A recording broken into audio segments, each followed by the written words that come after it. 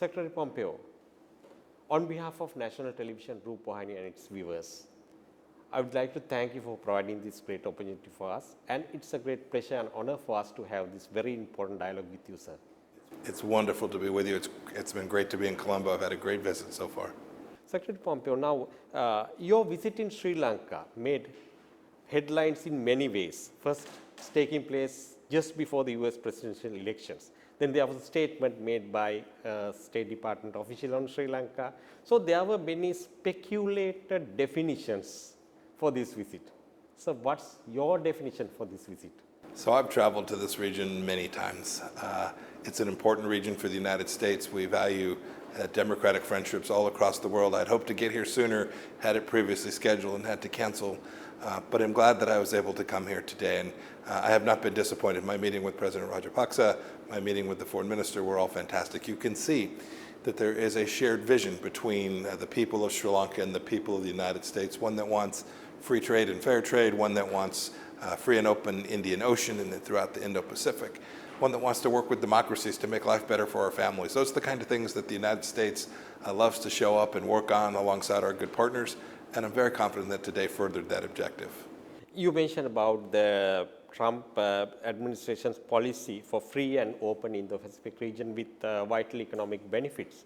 So now Security Code is also a part of it. And so what's the place of Sri Lanka in this overall policy, and how does it benefit to Sri Lanka?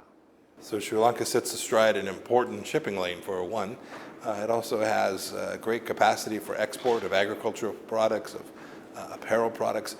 Sri Lanka will benefit greatly when there's the capacity to trade, when everyone understands that there ought to be a fair set of rules, that one not ought to accept this predatory debt that puts a real burden on countries.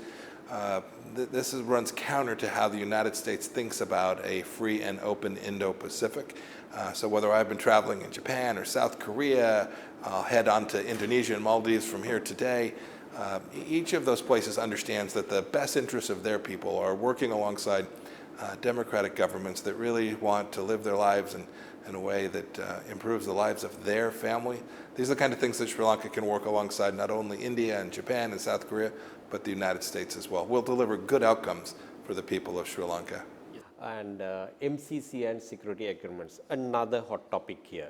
There was some media reports speculating that your visit is aimed to pressure Sri Lanka in this regard. Your comments, sir? So I've actually read the Sri Lankan newspapers this morning. They mostly got the purpose of the visit wrong. Look, the MCC is one strand of an offer that we made.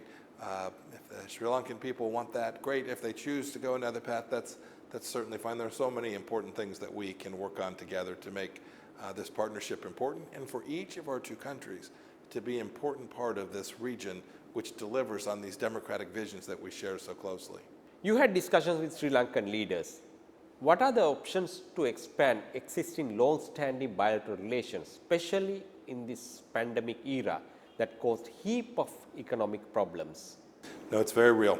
This challenge from this virus that came from Wuhan, China is impacting everyone all across the world wherever I travel. No nation has been escaped this problem set. There's certainly the problem set of the health issues, but enormous economic issues. Here, tourism was greatly impacted. That's true in many parts of the world. Our mission set has been very clear with respect to this. Do our level best to address the virus, make sure we take good health, find therapeutics, do the right things inside of our own country, help others around the world, and then to just go as fast as we can to get a vaccine. And we're getting closer. I'm confident that we will ultimately get there. And when we do, we'll reduce the risk of fatality of this disease, and we can begin the hard work and the important work of getting our economies going again. You know, you asked originally about the reason for my visit. We provided about $6 million in COVID assistance to Sri Lanka. We were happy to do that. But in the end, the best thing I'm confident the United States will do for the people of Sri Lanka is that we will have more American businesses come here. We'll provide an export location. We're the largest location for Sri Lankan exports. We're proud of the fact that we buy goods, so many goods from the people of Sri Lanka, making the people of Sri Lanka lives better. But we're confident that American investment here can improve lives as well. When we show up, we hire Sri Lankans, we train Sri Lankans, we build those communities out in a way that's consistent with good business practices. This is a model that is a democratic model and one that we share, and we really want to be here. We want to be a good friend and partner. Sri Lanka needs to do its part. It has to be an inviting place for that kind of investment. This morning was very encouraging. I know that the president understands this as well. He wanted us to see if we couldn't show up with help on renewable energy ideas and agriculture, things that will create development for some parts of Sri Lanka that frankly really need that kind of sustainable assistance. So finally, what's your message to Sri Lankans? The message is the United States is another democracy. We've been friends for 72 years now.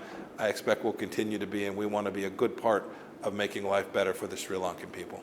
Secretary Pompeo, thank you for being with us and wish you all the best. Thank you very much, sir. Thank you.